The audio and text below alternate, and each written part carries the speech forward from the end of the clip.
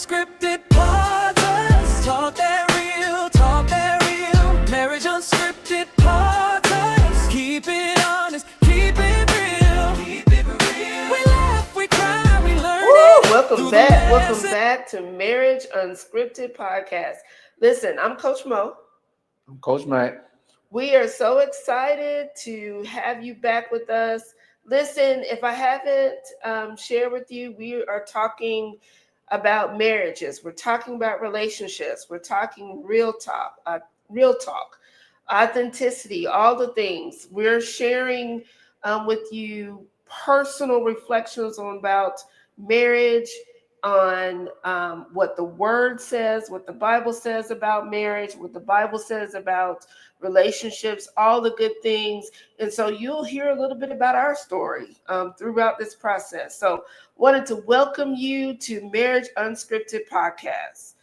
Honey, how you doing? I'm doing all right. You doing all right? Yep. Well, I'm so glad you listen. The love of my life. We dove in quite a bit last week. We talked a lot about marriage as a piece of paper. We talked a lot about leadership. We talked a lot about submission. We touched a little bit about submission, but I think that submission is one of those words that is very difficult to hear because a lot of people think submission as a relinquishing of control and having controlling the other person, but submission is not. To me, submission is about leadership. It's about, to me, as a woman and as a wife, are you able to lead me effectively? And so that's what I believe leadership is in my thought process. But today we're kind of do a little different. You know, I'm the one that's always asking you questions. I want to get you some engagement. This is a question I want to know. What do a man have to have together before he even think about getting married? What do you got to have together?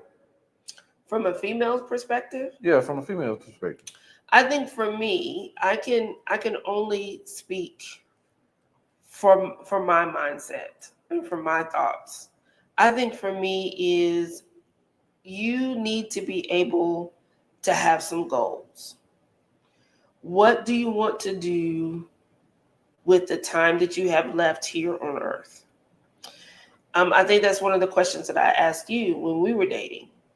What are your aspirations? What do you want to do? What is your, not that I wanted to know what your 5-year plan is, but I wanted to know what your dreams were. I wanted to know what your thought, where your mind was. Where your mind was at that particular time. I wanted to know that it wasn't so much as, for me, it wasn't so much as money. Did you have because a lot of women look at it from the standpoint, what can they do for me? What are they going to pay my bills? That wasn't me. That wasn't me. I could pay my own bills. I can do my own thing. I was living on my own myself. But I did want to know, are you able to pay your own bills? Are you able to provide for yourself?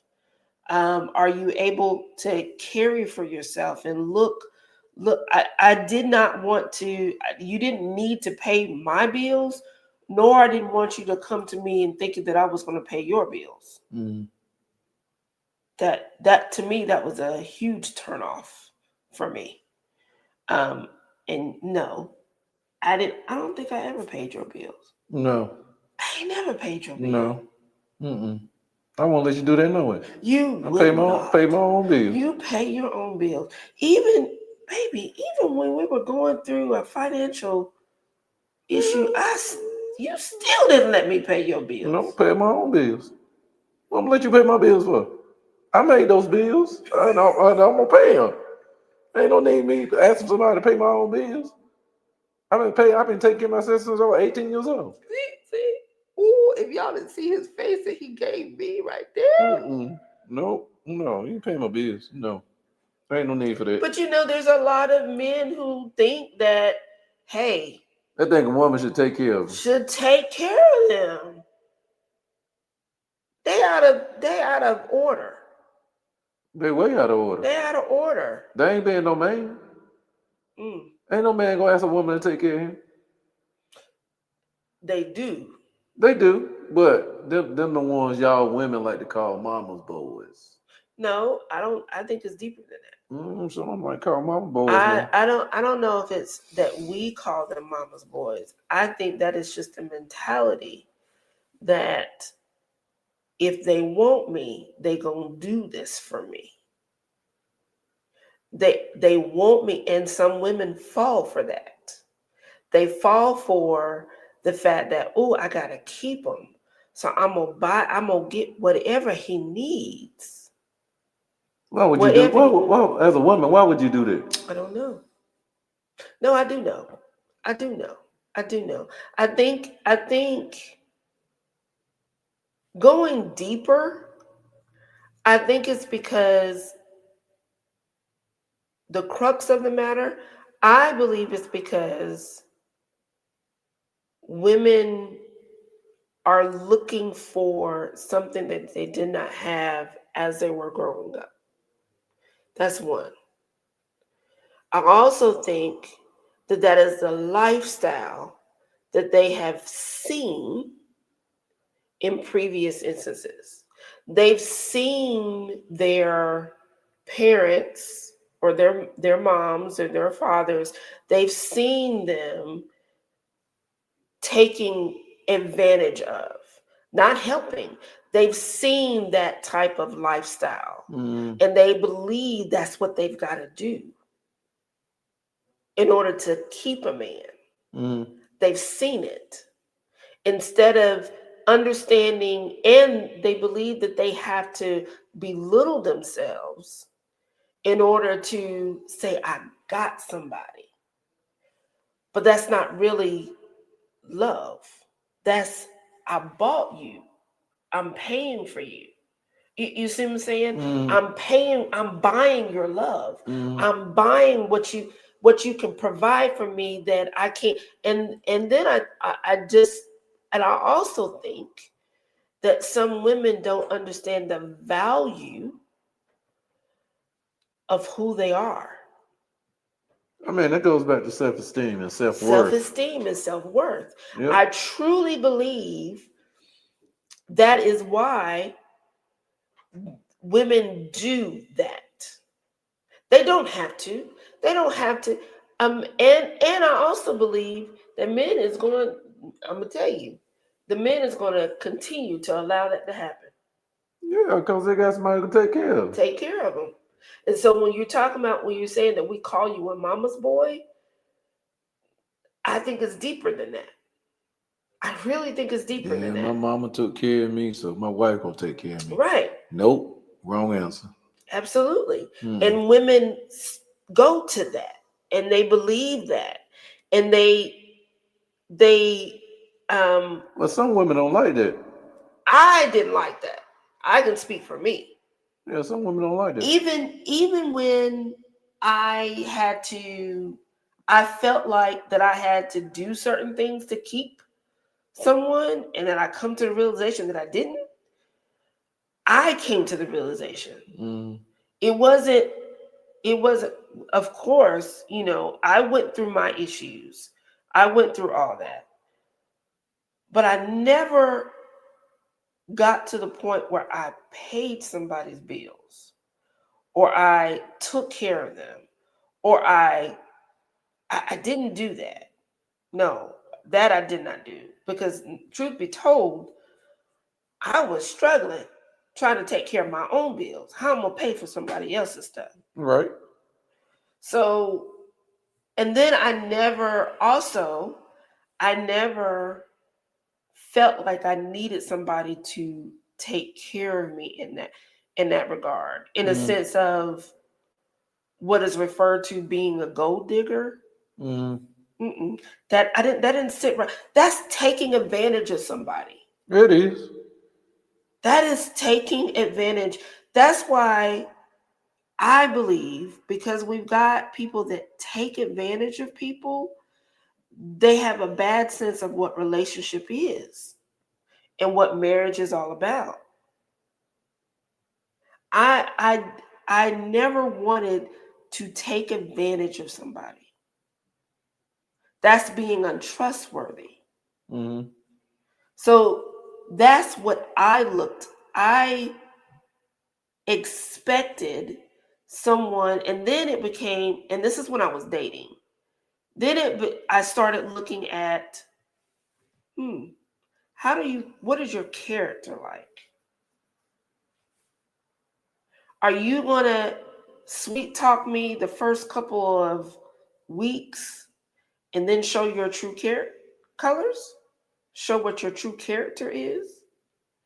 Well, some people do. Some people do. Yeah, but some of them show you who they are in the first 10 minutes having a conversation with them. First 10 minutes. It even got to before, but it even got to the point for me.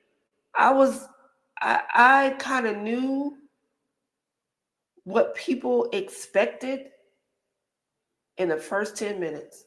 Mm-hmm. In the first 10 minutes. Now let me ask you this. Because you can know in the first 5 minutes of talking to somebody. I'm gonna say 8 minutes. Oh, 8 minutes. I thought it was 10. If that person is a good person or a bad person, or they got some flaws, you know. You just gotta ask the right questions. What questions would you ask?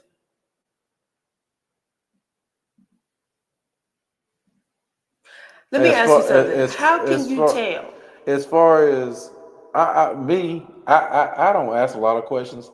I look at people. I observe a lot of stuff. Mm-hmm. And if I That's be why around, we mesh with. if I be around you long enough, and I observe some things that you're doing right or you're doing wrong, or if I observe something and I see that a behavior that I've seen it before, and I've seen you do it before, and you're not an attempt to either recognize it or change it. It's time for me to go. Cause I ain't that's something that later on you got to put up with that in the relationship. Mm-hmm. I ain't got time for that. That's wasted energy. Mm-hmm. So no, but like the first 8 minutes you'll know what does this person have their head on right? Are they crazy, or are they mentally competent? Wait a minute now. Break that down. What you mean crazy? Crazy.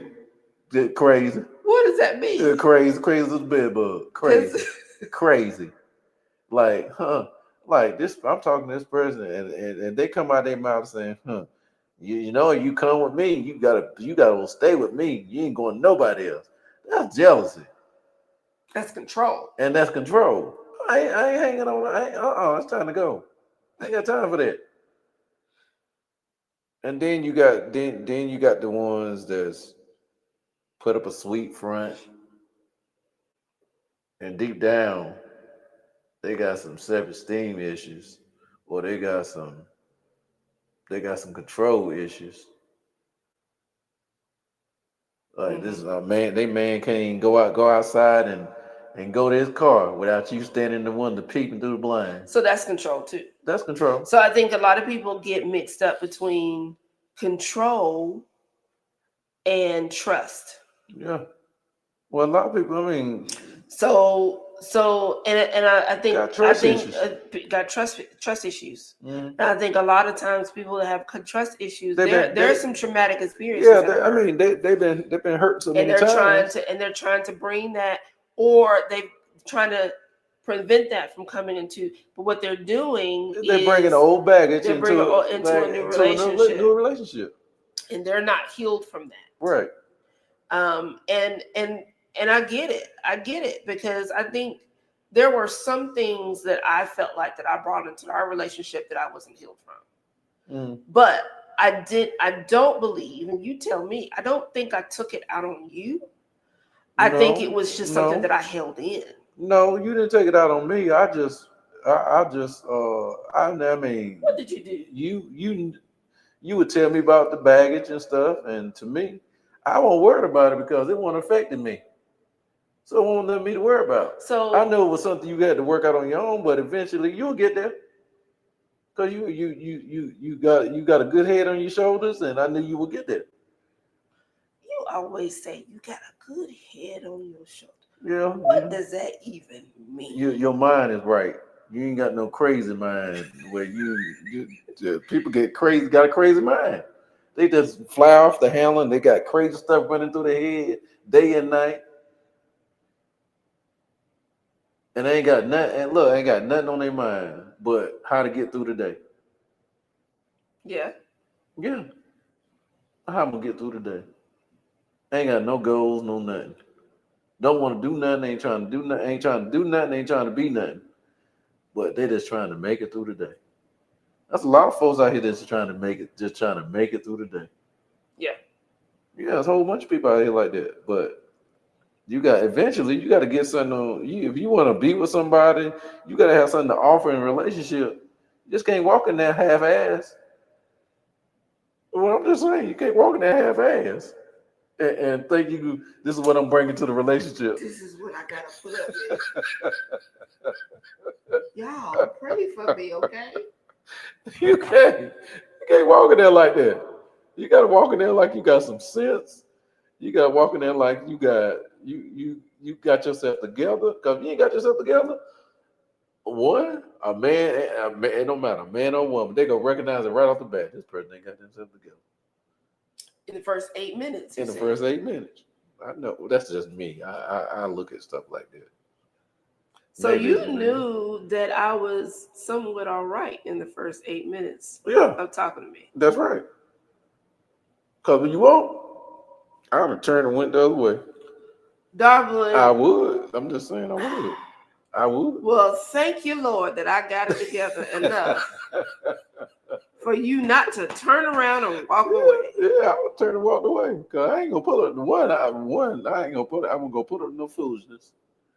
And you ain't going to stress me out. Nope, ain't happening. Yeah, that's one thing that even when we were dating, we didn't stress each other. You were still trying to be Mr. Fix-It, even in our dating relationship. Well, yeah, I was. Because that is your natural. That's my natural state. Yeah. You like to solve problems. To the point, so much so, to the point, I have to say, I don't want you to solve nothing. I just want you to listen to me. Well, yeah. But and the reason why I say that is because if you're talking about a coach, this man is a coach. Because he's not going to allow you to settle and stay in a state of woe is me. Get back up. Nope. Come on. Let's do it.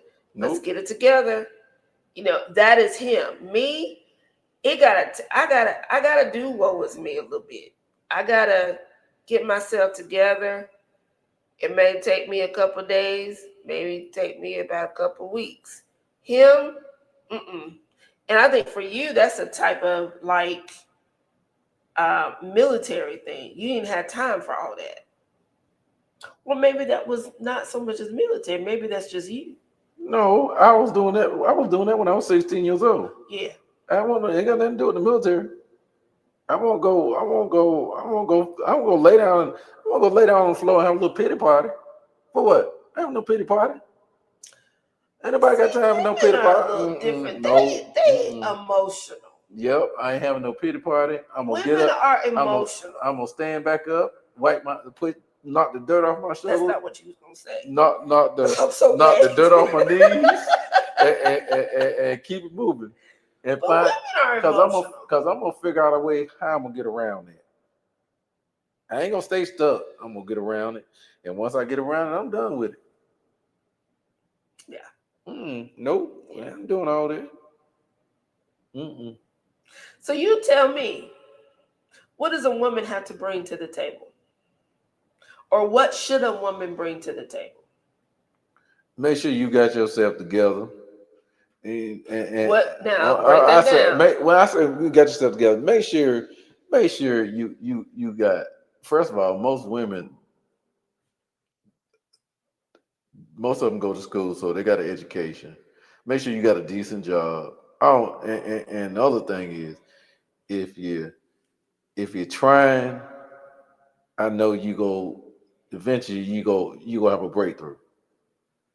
But the minute you give up trying, and then I really, I don't know why so it's another, and what you're describing is motivation. yeah. You motivating to want to do better, want to be better. Yeah. Even, and you mentioned education, but even if you don't have an education, what are your aspirations? What do you want to do in life? What have you done to try to get there? Things like that. Mm-hmm. Okay, I got it. Motivation. What else? You got motivation. Uh, you got to have a. You got to believe in something. You got to believe in God's something. You got to believe in something. No, wait a minute now. Now wait a minute. Believe in something. You got to believe in God. Okay, that's not. I mean to say something, but you got to believe in God, and you gotta, cause you gotta have something to guide you. And the Bible do guide you. It gets you out of all kinds of different situations. If you read it. If you read it. And if you apply it. Yeah, if you apply it. But it'll get you out of any kind of situation you find yourself in. Yeah, I think you're right about that. I think, and that's not something that but I was wanting that to. I did not say that, and I was coming back around that to say, so that's number one for me. What is your heart like? Because if you have a heart that is after God, and then I don't have to worry about all those things. I don't have to worry about, can you lead well? I don't have to worry about if you've got money or if you got that. I don't have to worry about that. You know why? Because God is going to take care of that. Yep. God is providing you for all. God always. I don't have to worry. Exactly. So I don't have to worry about that. Yep. I will be able to submit as a woman and as a wife. I will be able to submit to you because why? You've got God as the head of your covering, your crownship. So I don't have to worry about that. That is the first thing that anybody out here trying to have a relationship, you need to look at the character, look at the heart posture, look at the spiritual aspect. Where are you in the sense of, do you pray? Do you pray? And do you know who you praying to? Because you can pray. You may be praying to somebody who is somebody or something that you think is providing for you that shouldn't be. Mm-hmm. So you got to be mindful of and know who you pray to. And you got to have some sort of relationship with that. And the thing about it is, like he mentioned earlier on, he is an observer. I'm an observer as well. So if I observe and I see, and we have, my discernment tells me that you are not in that line, or you're not in alignment. That's what I was trying to say. If you're not in alignment with what God is saying, I got to go a different way because we're not equally yoked. Because I'm going to follow what God tells me. Now, there are instances, even in our marriage, that he may be saying, now we've touched a lot about this. He may be saying we need to go this way, and I'm wanting to go this way. Well, which way I'm gonna go? I'm gonna go his way because he is the leader of our relationship, our covenant. And God has spoken to him and told him, I just need to follow suit. So that's what I mean by alignment. And that's what I mean by covering, making sure and understanding that if he has a relationship with God, I'm going to be okay. We're going to be okay.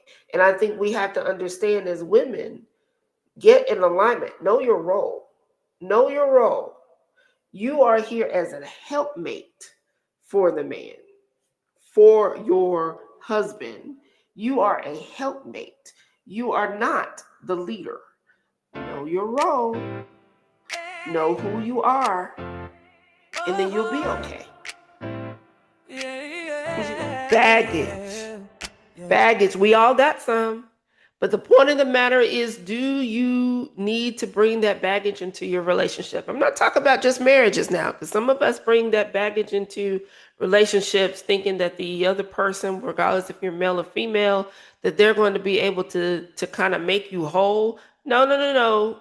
Don't put that on them. Listen, the only person that can heal you is God himself. And so I'm so glad that you made it this far in with this episode. Listen, we've got so much more. We've got a lot going on. I cannot wait to share it with you. Got some good things happening. So y'all, please share this podcast.